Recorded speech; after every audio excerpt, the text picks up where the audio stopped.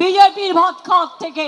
জেলের ভাত যদি অত সুস্বাদুই হন, তাহলে যারা খাবার দরকার দু একদিন খেয়ে দেখেন না যে জেলের ভাত কি কি সমস্যায় জেলে থাকলে তার পরিবারকে পড়তে হয়। 21 এবার চারদিকে, কলকাতা থেকে দিল্লি, তার মধ্যে তৃণমূলেরই 3 ভাগ, কেউ সরাসরি তৃণমূল, কেউ ঘুরিয়ে। এরই মধ্যে 21শে জুলাইয়ের মঞ্চ থেকে দলের নেতা কর্মী সমর্থকদের নিদান দিলেন মমতা বন্দ্যোপাধ্যায়। তো আগামী দিন কি হবে? লড়াই হবে, ঘর ছেড়ে বেরোতে হবে, রাস্তায় থাকতে হবে। অ্যারেস্ট করলে করুক, জেলে গিয়ে 7 দিন থাকবেন। জেলের ভাত খাওয়া ভালো বিজেপির ভাত খাওয়ার থেকে। মমতা বন্দ্যোপাধ্যায় এই পরামর্শ দেওয়া মাত্রই পাল্টা প্রশ্ন তুলছেন অনেকে। তাদের প্রশ্ন, জেলের ভাত যদি ভালোই হয়, তাহলে গ্রেপ্তারির হাত থেকে রক্ষা কবচ পেতে অভিষেক বন্দ্যোপাধ্যায় বারবার কেন আদালতে যাচ্ছেন? জেলের যদি ভাত খেতে হয়, তো যারা দুর্নীতি করেছেন সে অভিষেক বন্দ্যোপাধ্যায় করুন।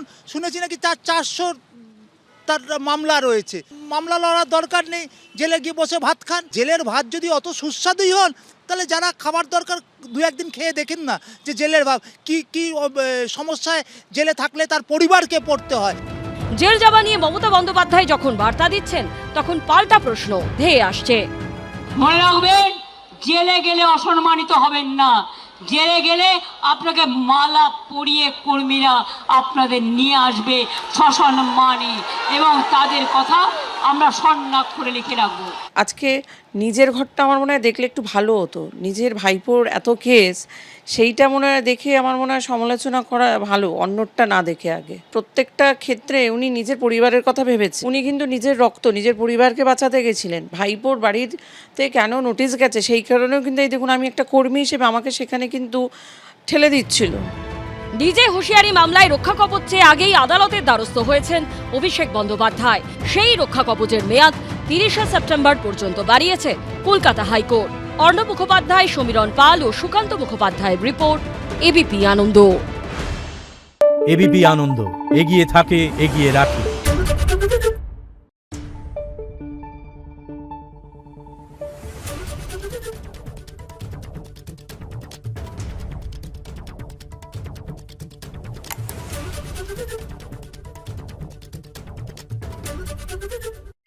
সত্য অন্তহীন, সত্যের খোঁজও তাই, সত্য সন্ধানে তাই আমরা অক্লান্ত, অকুতভয়। এবিপি আনন্দ নতুন ভাবনার প্রতীক, যা মনে মুক্ত, তথ্যে যুক্ত এবং যাবতীয় সীমানার বাঁধন থেকে মুক্ত।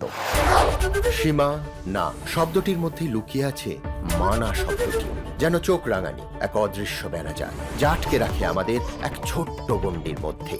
একমাত্র সঠিক খবরই গড়ে তুলবে এক মুক্ত সমাজ। সেই জগৎ গড়ার লক্ষ্যে কোনো সীমানার ঠুকুটি আমরা মানব না। এবিপি আনন্দ, এগিয়ে থাকে, এগিয়ে রাখে।